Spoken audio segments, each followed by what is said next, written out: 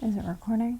I legit can't see help. What should we talk about today? Let's just pull up my ideas list because I just don't know. Oh, okay. Let's talk about closure. Sorry, how do you start videos? Hello everyone, welcome back to my channel, or welcome to my channel. Today I want to talk about closure. That is how you start a video. Good job, Sam. When I say closure, I mean when you're walking away from someone, let's say it's a relationship, a friendship, you are trying to get something out of your system and it accompanies some sort of unfortunate feeling like loss and grievance and all this stuff. Is grievance a word? Why am I suddenly uneducated? I want to talk about closure because I have gone through a few breakups myself, friendship losses, and just losses in general, and I feel like I have kind of grasped what it takes to have decent closure. My most recent relationship did end, and yes, it was sad, but I think I walked away with some serious closure. And I don't even know if before that I knew what closure meant, but I do now, so let's make a video about it, okay? Let's just jump in. I just want to chat about the things that I think really contributed to walking away feeling good about the situation, considering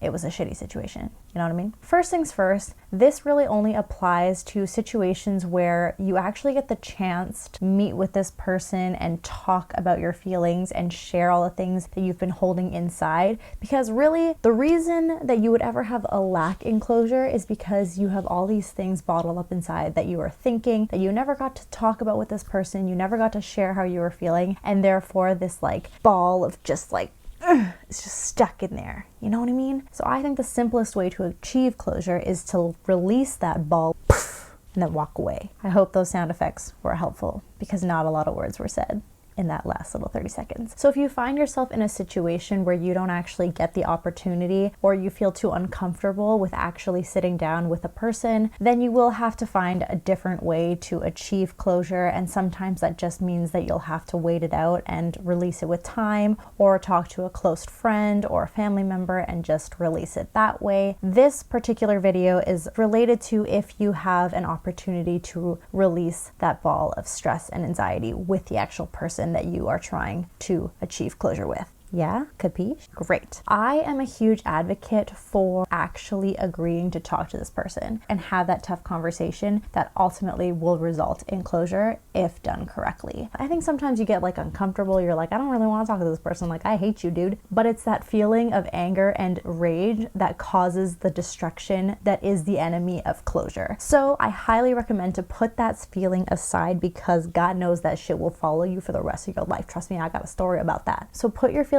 aside and agree to meet with this person, assuming that it's a safe and non-volatile situation, because you're not trying to put yourself in a situation where you could get your ass whooped, okay? So if it's a safe situation and you feel comfortable meeting with this person, I highly recommend taking the opportunity to do so. Yes, the conversation is going to be a little uncomfortable to start, but ideally, if you and this person cared for each other at any point in your life, you will end the conversation regrounding yourselves in why the separation is necessary, the good parts, and maybe the not so good parts of whatever relationship it was, and you can just move on feeling reborn again, fresh out of the womb. Then when you get to that conversation, I think it's actually really beneficial to prepare what you want to say, to physically get shit off your chest. I truly believe that if you think of a situation or you think of a relationship where you're like, man, I just have always held that back, or I've just always held my tongue and never just given it to them, like, those are the things that you just need to release, because it is literally like taking an exhale. Without saying all these things, you're just bottling it up inside, and trust me, this stuff follows you whether or not this person is still in your life or not. And I think it's just as beneficial to assume that by telling this person these things affected you that the way that they did will also be a huge learning opportunity for that person moving forward. Even if you feel that it's uncomfortable, if you care for that person and you want them to grow from it and you want them to be better, I think letting everything off of your chest is killing two birds with one stone, you know? Don't kill birds though. I feel bad saying that. So go into the conversation and prepare yourself for what you need to say. How many times have you sat in your shower being like, damn, I wish I said that? And I think once you've agreed to talk, you have that moment of knowing what you're going to get yourself into so you can actually prepare. So for my example, I knew I was going to meet up and I was going to talk about our relationship and talk about things and just get everything clear and make sure that we both knew how each other felt in this situation so I could prepare everything that I needed to say, everything that I needed to get off my chest in a way that's not aggressive, of course, because at the end of the day, I cared for that person and I wanted him to be able to take what I said and actually turn it into tangible actions moving forward. Just make sure that you're taking the time to really think through everything you say, because in most cases, this is your one chance to say it all and let it all out. And likely this will be the situation where you're the least angry, because the longer that it sits in you, the longer that you think about it by yourself, in my personal experience, it has manifested to be something a lot uglier than what it started out to be. So I suggest just letting it all go and taking that exhale, baby, because you need it. Trust me. Then I think with relationships specifically, let's say that you are not the one who ended the relationship, or it was a mutual thing or whatever. I think it's really important to understand the why of why your relationship is not working out.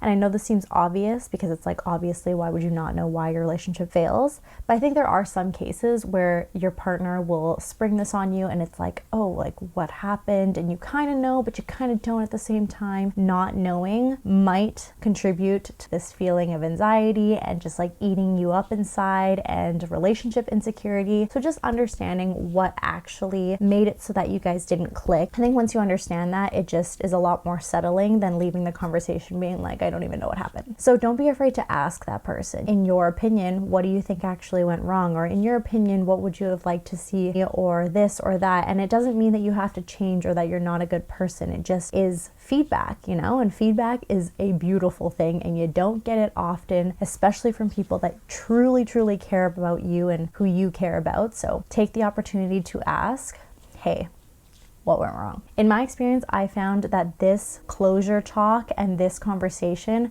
was the most honest and real and raw conversation that me and my partner had. I think this sounds bad, but it's almost like, because you know it's over, you can just kind of say anything and everything, and it's like there are not really any consequences. And like, before you go nutso with what you're saying, I'm not saying that you should hurt this person's feelings or like do some wild shit and just start like spew in your mouth and just saying all these things. Be strategic and be kind with what you're saying, but I think it is a great opportunity where you can just be open and honest and ask questions that you've always wanted to know the answer to, and just be completely vulnerable, because I mean, what do you have to lose at this point? Like, it's over. It sounds so harsh, but it's over. And another thing is, while you're in this conversation, don't feel like you have to rush it. You're here to talk. You're here to understand each other. You're here to express everything that you've felt over however long that it's been that this relationship has been happening. So just like, take your time,